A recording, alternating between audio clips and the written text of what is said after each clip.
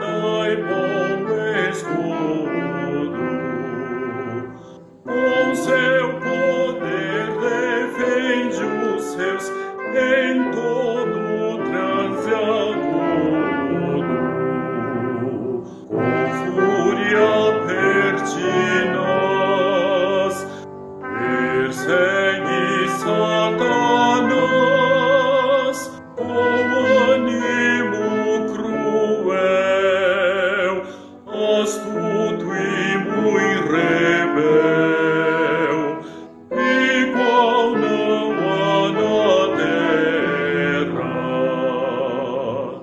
A força do homem nada faz, sozinho está perdido.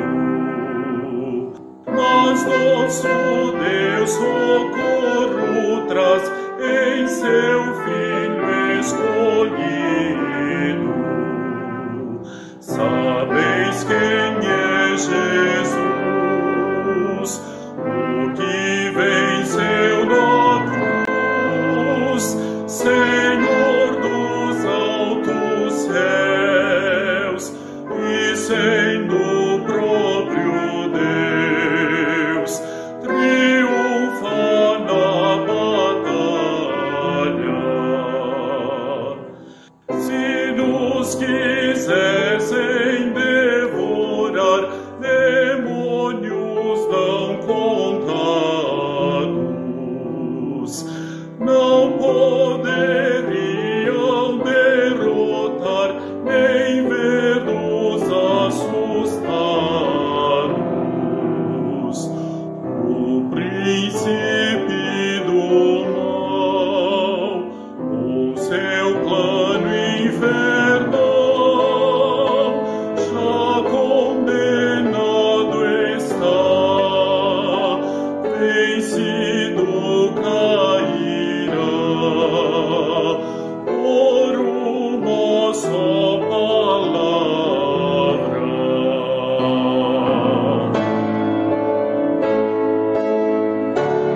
De Deus o Verbo ficará, sabemos com certeza,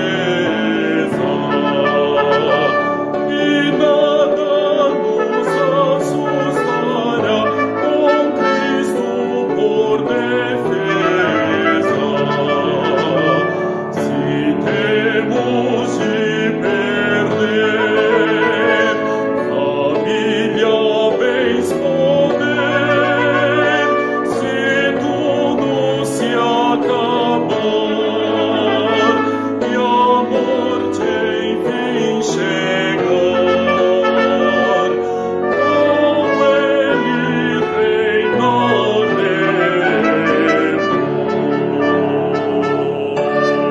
reinaremos. Amém.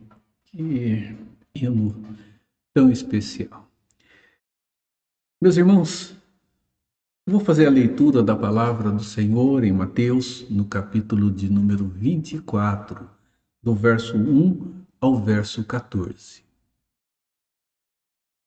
A palavra de Deus diz assim: Tendo Jesus saído do templo, ia se retirando, quando se aproximaram dele os seus discípulos para lhe mostrar as construções do templo. Ele, porém, lhes disse: Não vedes tudo isto? Em verdade vos digo que não ficará aqui pedra sobre pedra que não seja derribada. No Monte das Oliveiras, achava-se Jesus assentado quando se aproximaram dele os discípulos em particular e lhe pediram: Dize-nos quando sucederão essas coisas e que sinal haverá da tua vinda e da consumação do século. E ele lhes respondeu: Vede que ninguém vos engane, porque virão muitos em meu nome dizendo: Eu sou o Cristo, e enganarão a muitos. E certamente ouvireis falar de guerras e rumores de guerra. Vede, não vos assusteis, porque é necessário assim acontecer, mas ainda não é o fim. Porquanto se levantará nação contra nação, reino contra reino, e haverá fomes e terremotos em vários lugares. Porém, tudo isto é o princípio das dores. Então sereis atribulados e vos matarão. Sereis odiados de todas as nações por causa do meu nome. Nesse tempo, muitos hão de se escandalizar, trair e odiar uns aos outros. Levantar-se-ão muitos falsos profetas e enganarão a muitos. E por se multiplicar a iniquidade, o amor se esfriará de quase todos. Aquele, porém, que perseverar até o fim, este será salvo. E será pregado este evangelho do reino por todo o mundo, para testemunho a todas as nações. Então virá o fim. Amém. Vamos orar, depois nós vamos louvar ao Senhor. Amado e grandioso Deus, te bendizemos porque as palavras reveladas no teu livro santo, elas são verdadeiras. Elas se cumprirão detalhadamente como o Senhor as tem revelado a nós. Obrigado, Pai. Nós olhamos para o passado e vemos a minúcia da realização de tudo aquilo que o Senhor magistralmente traçou, ordenando para que se cumprisse dentro dos teus propósitos redentores. Ó Deus, louvado seja o teu nome, pela fidelidade do Senhor aos seus propósitos, que se tornam bênçãos para as nossas vidas. Oramos, Senhor, agradecidos, e pedimos iluminação, em nome de Jesus. Amém, Senhor. Amém. Vamos louvar ao nosso Deus. Nós iremos ver o que João viu de Deus, a cidade santa.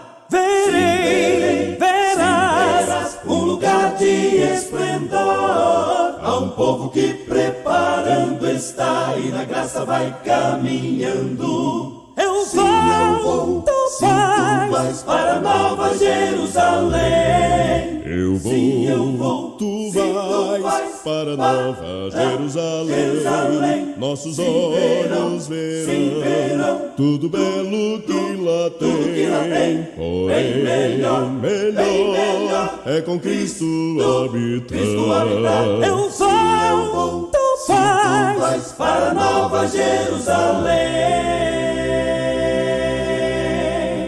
Tudo aqui já está cumprindo, eu sei, a terra mostra o seu lamento. Virá, nosso grande Redentor. O ecoar ainda de uma voz que vai se calar em breve. Quem irá para Nova Jerusalém?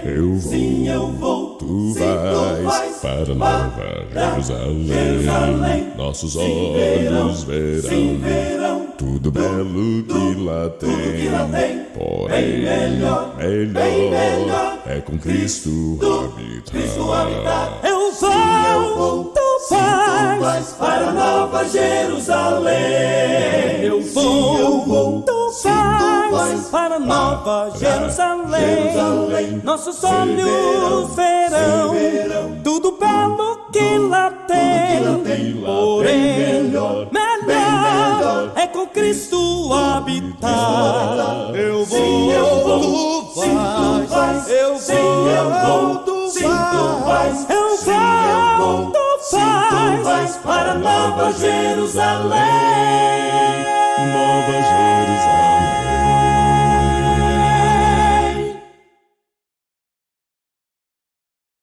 E para Nova Jerusalém. Oh, que bênção pensar sobre isso. Falar sobre a Nova Jerusalém, falar sobre o amanhã, falar sobre aquilo que vai acontecer, se torna empolgante para muitos de nós e para muitos se torna um temor muito grande. Se torna para muitos algo apavorante. Mas nós não temos como fugir de olhar para esta situação e pensar nela. Podemos até tentar nos esquivar de pensar sobre o amanhã.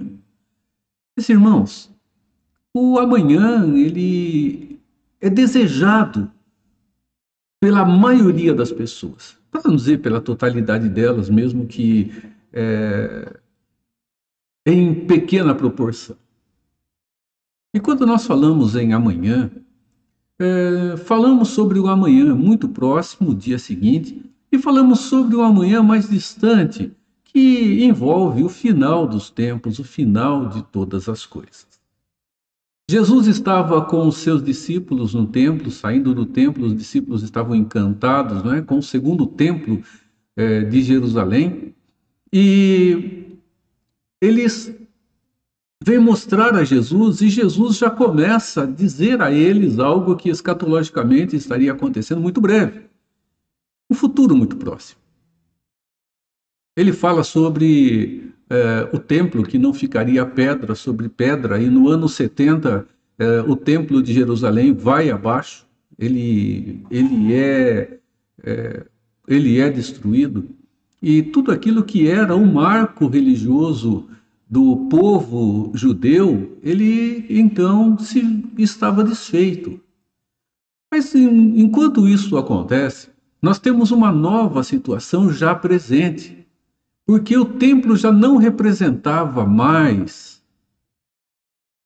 a presença de Deus em meio ao povo dele, porque agora a presença de Deus, ela acontecia de maneira física e real ali na pessoa de Cristo Jesus. É uma nova situação, é uma nova realidade.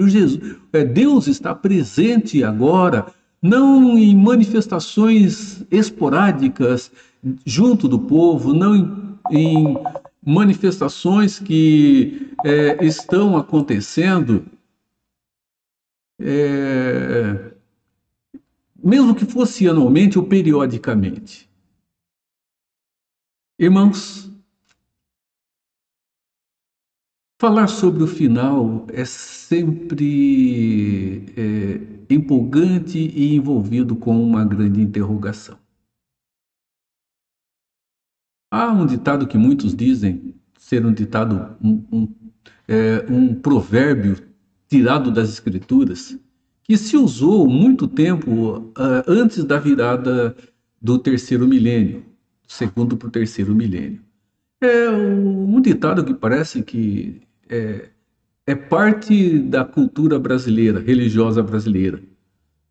Dizer que de 1000 passará e a 2000 não chegarás. É um ditado que muitos, apavoradamente na virada do último milênio, trouxe desespero para muitas pessoas. Naquele tempo, houve pessoas que se isolaram, crendo que, de fato, na virada de 1999 para 2000, haveria a volta de Jesus, o fim do mundo, o fim dos tempos, e tudo então estaria finalizado. E muitos se isolaram em grupos religiosos esperando aquele momento. A profecia de que em 2012 tudo iria embora, tudo acabaria, também foi outro momento que envolveu de maneira muito grande o temor das pessoas, porque haveria uma catástrofe, e até um filme surgiu sobre esse momento, sobre essa situação, envolveu o temor de muitas pessoas. Meus irmãos, nós observamos que não é apenas uma situação que envolve o nosso tempo, o nosso momento, o nosso contexto, mas é uma situação que envolve a vida daqueles que sabem da existência de um final e que vêm-se curiosos por saber a respeito. Os discípulos de Jesus procuram Jesus à parte quando estavam no Monte das Oliveiras e fazem um pedido a ele. Eles queriam saber quando é que aconteceriam as coisas que marcariam o fim, quais eram os sinais que marcariam aquele momento. E eles queriam saber quando é que isso aconteceria. Meus irmãos, o futuro ele é misterioso, sim.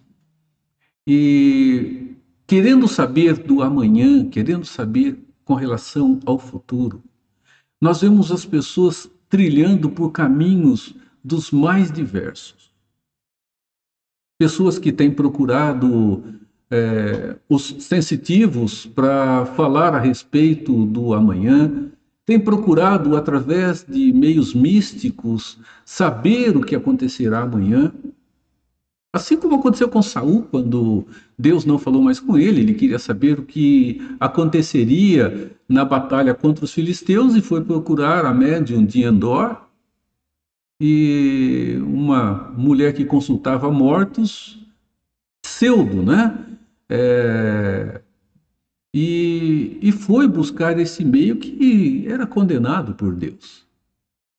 E nós observamos hoje muitos que estão ligados a Deus procurando meios semelhantes, que vão procurar, aspas aqui, ver a sorte, descobrir o amanhã através de meios que são escusos, condenados por Deus, e que também não vão revelar absolutamente nada, nada, nada, nada. Porque não há como alguém olhar para o amanhã e saber do amanhã que não seja o Deus Todo-Poderoso e o Deus Eterno. Então, a curiosidade, meus irmãos, ela tem levado pessoas a trilhar por caminhos que têm sido caminhos de desespero e que levam ao maior desespero ainda. Caminhos condenados pelo próprio Deus. O que um cristão maduro deve fazer, meus irmãos, com relação ao futuro? A atitude de maior sensatez para aqueles que estão com o Senhor é esperar a vinda do Senhor em uma atitude de obediência.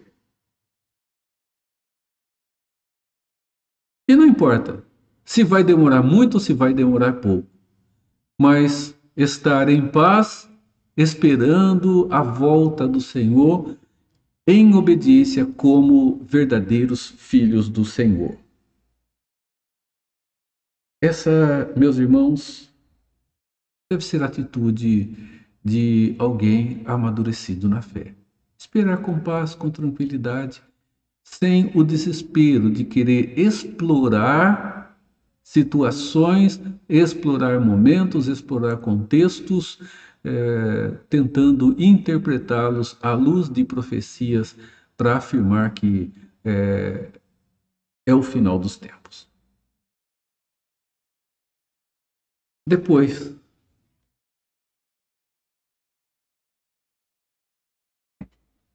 as Escrituras afirmam, e é por isso que muitas pessoas têm agido dessa forma, as Escrituras afirmam que o final dos tempos, ou o final do mundo, colocar assim, ele vai ser precedido por uma quantidade muito grande de sinais que serão sinais claros, sinais evidentes.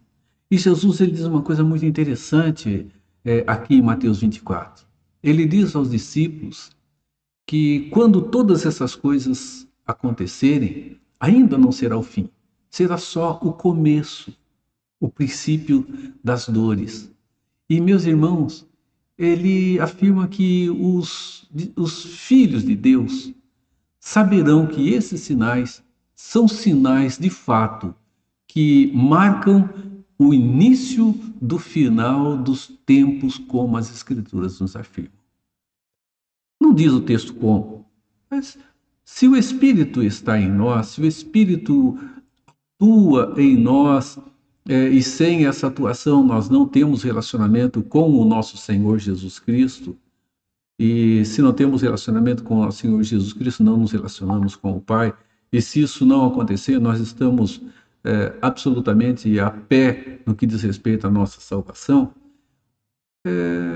Nós podemos até pensar no Espírito Santo, dando aos filhos de Deus a segurança e a certeza de que aquele é o começo do fim e que esses sinais são sinais de fato que estão antecedendo o retorno do nosso Salvador, do Senhor Jesus Cristo. Então, meus irmãos, o fim do mundo ele será marcado por uma série de acontecimentos e sinais que serão identificados de uma maneira muito clara e serão sabidos por aqueles que estão no Senhor. Não precisará de ginástica nenhuma para tentar encaixar aqui, lá ou acolá qualquer um desses fatos dentro dos acontecimentos proféticos. Nós observamos as Escrituras dizendo, e eles queriam saber, e Jesus disse, vejam que ninguém engane vocês. Primeiro, porque virão muitos falsos cristos. Virão muitos que quererão assumir uma posição de redentor, de redenção, de serem o Salvador. E isto, meus irmãos, vai ser uma característica mais intensa quando o final dos tempos estiver a acontecer. Os falsos cristos, eles sempre despontam aí na história. Mas surgirão esses falsos cristos, ou os falsos redentores, ou os falsos salvadores. E esta é uma característica, e essa é uma marca do final dos tempos. Diz assim, porque virão muitos em meu nome dizendo, eu sou o Cristo, e enganarão a muitos. Eles vão dizer, eu sou o Cristo, eu sou o Redentor, né? Eu sou o Salvador. Irmãos, muitos já vieram ensinando o caminho da salvação. Esses que vieram ensinando o caminho da salvação foram embora, morreram e deixaram aqui ensinos, mas que não trazem grande expectativa e grande esperança, porque eles continuam mortos. Diferente do nosso Redentor, de fato, que continua vivo. Enquanto todos esses que ensinaram caminhos da redenção, de uma forma ou de outra, morreram e ficaram na morte, o nosso Redentor, que de fato é o Redentor, ele morreu, ressuscitou e continua vivo. Então não são ensinos perdidos, vagos no tempo. São ensinos reais e que ele mesmo, na ação do Espírito Santo, que é Deus, tem atualizado em verdade no coração de cada um de nós. Virão os falsos cristos, haverá guerras e rumores de guerras, e tem se tentado enquadrar em profecias escatológicas guerras ou palavras sobre guerras que estão acontecendo aí à nossa volta. Mas, irmãos, a gente tem certeza de que essas guerras, esses rumores de guerras, eles serão mais intensos do que o que nós temos hoje. Não apenas isto. A natureza ela vai começar a entrar em convulsão, entrar em colapso. E vão acontecer fenômenos naturais, não esporádicos, mas acontecerão fenômenos naturais com uma intensidade muito grande. Isso vai causar, com certeza, muita morte, vai causar muito terror, vai causar muito medo em muita gente.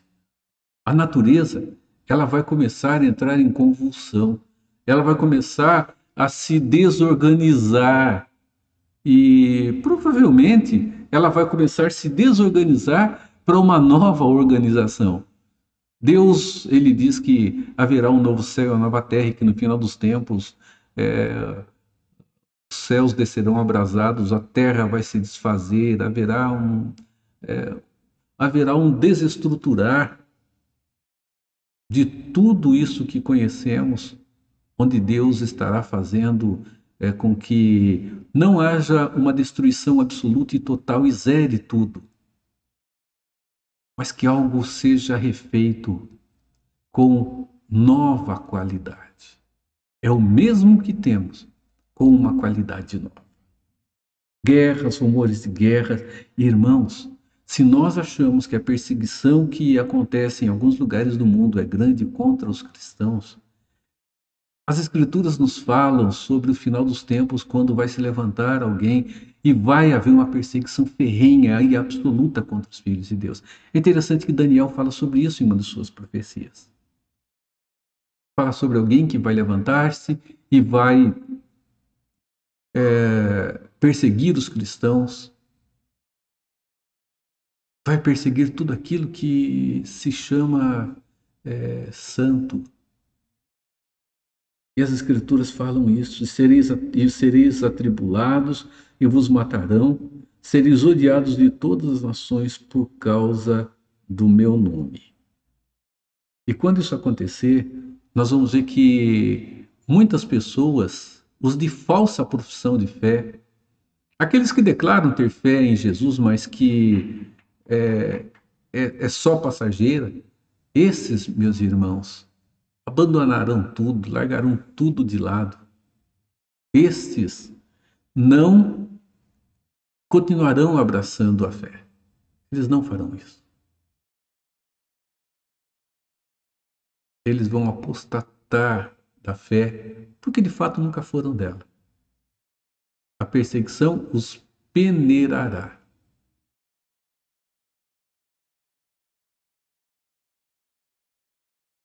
A palavra de Deus ainda diz, Jesus, não é? Ele diz que nesse tempo muitos hão de se escandalizar, trair e odiar uns aos outros. Não é? Isso vai acontecer, né, dentro da vida do povo de Deus, e vai se intensificar, eu acredito, no meio dos ímpios também. Mas não apenas isso. Vão se levantar falsos profetas que vão enganar a muitos. É interessante que os falsos profetas, eles não são uma característica marcante apenas do final dos tempos. Mas já vivemos um tempo em que muitos falsos profetas têm se levantado, têm surgido. Muitos têm vindo e têm falado em nome de Deus sem ser, de fato, mensagem que venha afinada com a revelação do Senhor. Muitos hoje têm. E nós estamos vivendo hoje uma pregação profundamente religiosa, um ensino profundamente religioso e descaracterizado com relação às verdades do Evangelho.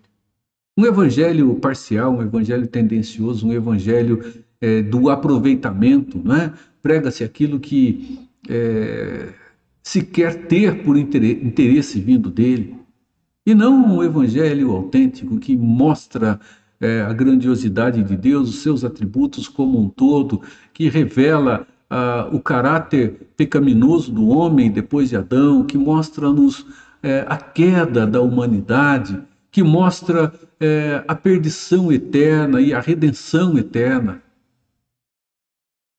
que ensina uma vida de santidade acima de tudo, antes mesmo de se pensar em uma vida onde se tem aquilo que se quer e não se importa muito com os valores éticos da palavra do Senhor. Falsos profetas, aumento da iniquidade. Diz que o amor vai se esfriar de quase todos. A gente olha hoje e ouve pessoas afirmando que nós estamos nesse tempo porque, afinal de contas, o amor se esfriou. Meus irmãos, o amor ainda não se esfriou. Ele vai sofrer um esfriamento muito, muito, muito maior do que esse que nós estamos dizendo que não existe hoje. A iniquidade vai aumentar. E nós vemos, meus irmãos, que tudo então vai caminhar para um fim autêntico, derradeiro, e verdadeiro. O amor se esfriará de quase todos. E aí, de fato, o fim acontecerá. E, meus irmãos, o fim que implica em uma realidade muito visível para as pessoas, dividida apenas em dois grupos. Dividida entre os que estiverem em Cristo até aquele momento e os que não estiverem nele. Os que estiverem em Cristo, as Escrituras dizem que terão o benefício da comunhão eterna com o Senhor. Os que não estiverem em Cristo terão a presença do Senhor em juízo e não haverá comunhão, porque não haverá misericórdia da parte de Deus para com estes e nem a manifestação do seu amor. Mas a justa ira estará sobre todos aqueles que não estiverem no Senhor, como resultado do pagamento da dívida contraída lá atrás em Adão, e por terem rejeitado a redenção e os valores da redenção em Cristo Jesus. Meus irmãos, as Escrituras dizem uma coisa muito interessante. Aquele, porém, que perseverar até o fim, esse será salvo. Aquele que perseverar até o fim. Esse ato de perseverar até o fim tem sido traduzido no nosso tempo como continuar membro de uma igreja até o final. Isso não garante absolutamente salvação, não garante, meus irmãos, a redenção a ninguém. A igreja é um local em que os remidos do Senhor vivem em comunhão com os outros irmãos em uma relação de serviço uns para com os outros e adoração ao Senhor. É um local onde a prática dos dons que acontecem no dia a dia também acontecem ali. Mas não representa absolutamente o ponto central de toda a salvação de alguém. Muitos têm professado a sua fé, mas muitos que têm professado a sua fé, que têm afirmado a sua fé em Cristo Jesus, têm feito isso de uma maneira não profunda, provinda do coração como resultado da redenção, mas por entusiasmo religioso ou outro motivo que venha sobre ele. A parábola do semeador nos fala sobre isso. A boa semente, ela continua sendo a boa semente, mas há solos e solos, e só há um solo que realmente é um solo que pode agasalhar essas sementes, permitir que elas germinem, que elas cresçam e que elas produzam fruto. Este, meus irmãos, será aquele solo que haverá de perseverar. Porque a perseverança, ela não é um ato simplesmente pessoal. Eu quero perseverar. Antes de perseverar, há uma relação de preservação. Deus vai preservar aqueles que são os seus escolhidos. É uma garantia. Esses que são os escolhidos de Deus, esses perseverarão, porque Deus os preservará. E esses perseverarão até o fim da sua vida.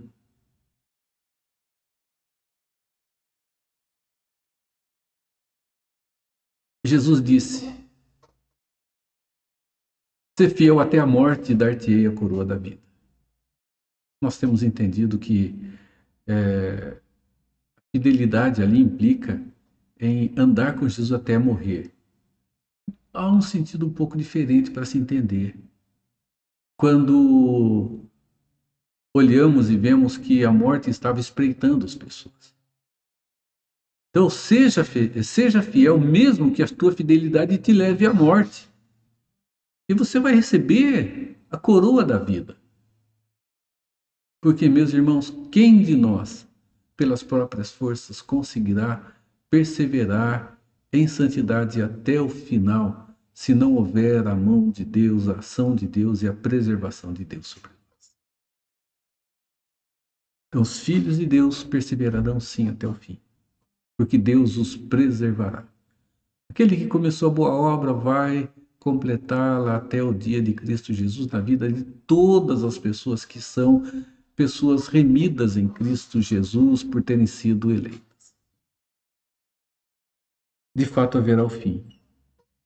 E quando estiver para acontecer, haverá uma grande explosão na pregação do Evangelho, pregado a todas as nações. O Evangelho do Reino por todo o mundo, para testemunho a todas as nações, então virá o fim. Esse fim será único. Fim, de fato. Fim da história. E essa pregação do Evangelho, eu entendo que ela vai acontecer em todas as nações. Não é uma pregação a todas as pessoas, mas em todas as nações o Evangelho haverá de chegar. E haverá de ser um testemunho da grandiosidade do Deus, da pecaminosidade do homem, da grande redenção que acontece em Cristo Jesus e do glorioso final de toda a história, quando Jesus voltar para resgatar os seus e para caminhar com eles em santidade, amor e misericórdia por toda a eternidade. Não apenas por um ou outro momento, mas por toda a eternidade. Os filhos de Deus viverão assim com o Senhor. Caminharão com o Senhor por toda a eternidade no novo céu e numa nova terra. Irmãos, isto para nós hoje, segurança, é motivo de fortalecimento. É motivo para descansarmos, sabendo que a história que o Senhor traçou dentro dos seus decretos, ela acontecerá com toda firmeza e fidelidade, que nos ajuda também a descansar nas outras promessas de Deus, como a promessa de cuidado, como a promessa de fortalecimento, como a promessa de sustento, como a promessa de estar sempre junto de nós, independente da situação ou da circunstância. Promessa de ser refúgio e fortaleza nas horas das lutas, nas horas da tribulação. Promessa de sustentar-nos a cada dia, dando aquilo exatamente que nós precisamos. Promessa de ser a bênção na vida das gerações que se sucedem, na vida daquele que é fiel ao Senhor. Irmãos, olhar para a palavra de Deus e olhar para o amanhã é ter a segurança e a certeza de que ele acontecerá, o que nos dá a garantia no presente de que ele continua cumprindo tudo aquilo que ele prometeu, de cuidado, de fortalecimento e de sustento a cada um de nós. É por isso que o povo de Deus deve viver no presente com paz, com tranquilidade e com segurança. Viver hoje em obediência. Se demorar Jesus voltar, tá bom. Se voltar logo, tá bom também. Porque como Paulo disse, para mim o viver aqui. Que Deus te fortaleça, que Deus te abençoe e que Deus te renove na segurança e na certeza de saber que o Deus Todo-Poderoso está cuidando de nós, cuidando da nossa vida e assegurando que o seu plano eterno da redenção, ele está se cumprindo passo a passo, detalhe a detalhe. Meu irmão, minha irmã, que em Cristo a bênção dele seja sobre a sua vida. Amém.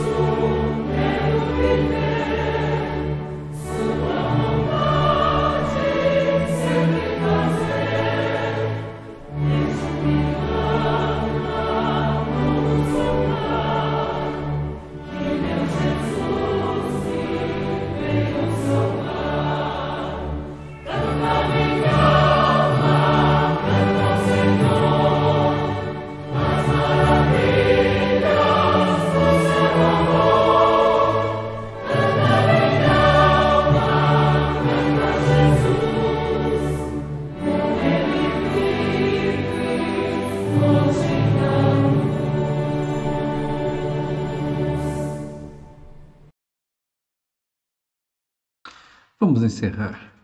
Nosso Deus, que segurança, Pai, temos no Senhor Jesus. E é por Ele que vivemos, Senhor, hoje, debaixo desse santo cuidado do Senhor. Obrigado, Pai. Obrigado pela certeza que temos de que no cumprir das Tuas promessas no amanhã, temos a segurança de que as mesmas promessas feitas a nós hoje no presente serão cumpridas também, estão sendo cumpridas como foram no passado. É por isso, Pai, que sabemos que o Senhor está conosco. Sabemos, Pai, que não precisamos temer, porque o Senhor nos toma pelas mãos e, como disse ao teu povo no passado, não temas, porque eu te ajudo. O Senhor está nos ajudando, está nos fortalecendo, está nos conduzindo pelos caminhos da tua redenção. Obrigado, Senhor. Continue a abençoar os nossos irmãos hospitalizados, cuide deles, renove sobre eles, Pai, a bênção diretora do teu santo cuidado. Guarda a família de cada um e a família de irmãos, Pai, que estão enlutados, estão sofrendo porque perderam pessoas que amam. Cuide de cada um. Louvado seja o teu santo nome por esse abençoado cuidado. Nosso Deus, oramos em nome de Jesus. Amém.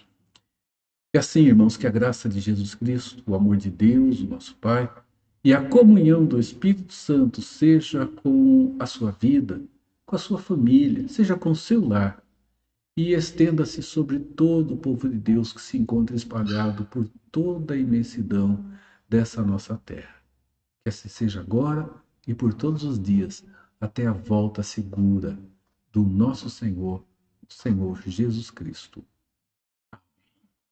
Deus te fortaleça, Deus te abençoe, Deus te renove em Jesus Cristo. Amém.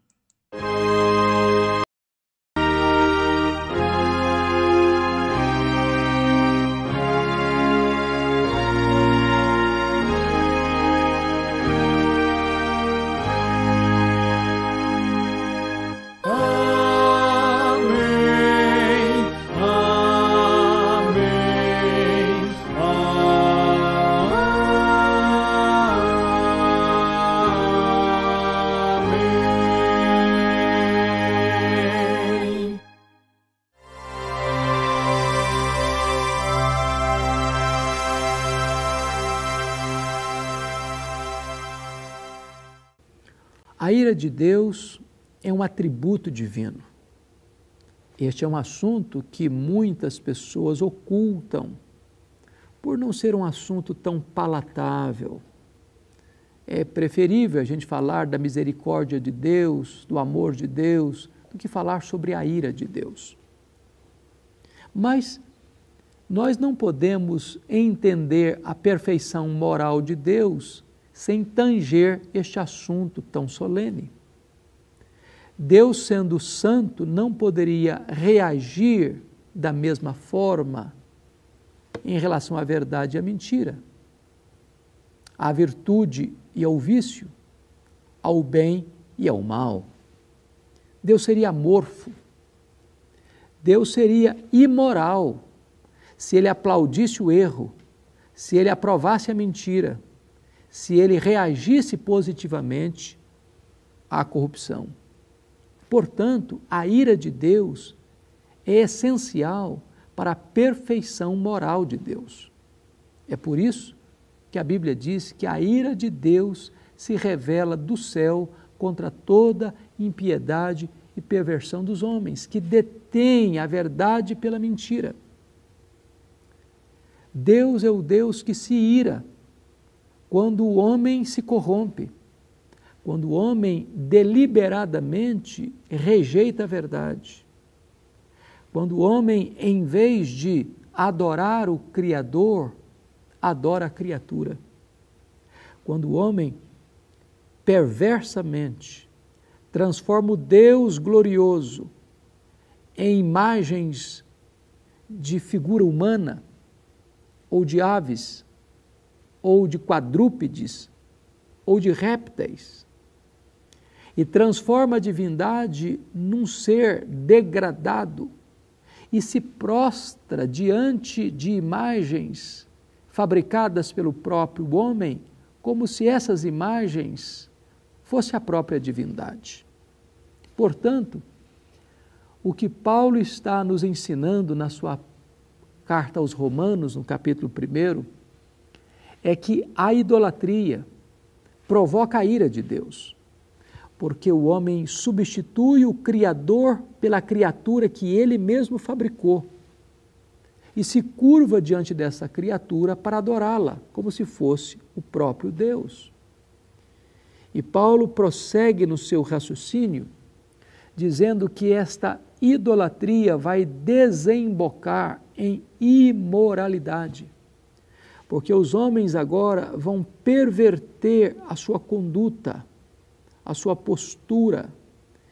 E Paulo vai dizer que os homens vão se inflamar mutuamente, tendo relações homens com homens, mulheres com mulheres, cometendo torpezas, um erro. E desta maneira, atraindo sobre si a punição de seu erro, a justa ira de Deus.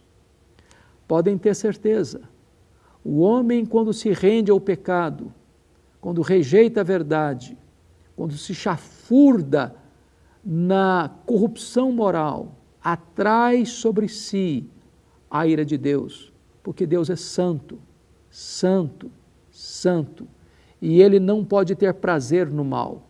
O mal é repugnante para Deus, porque Deus é o Deus da verdade, o Deus da justiça, o Deus da santidade, o Deus que reprova e rechaça o erro, o Deus que está irado contra toda expressão de pecado e transgressão.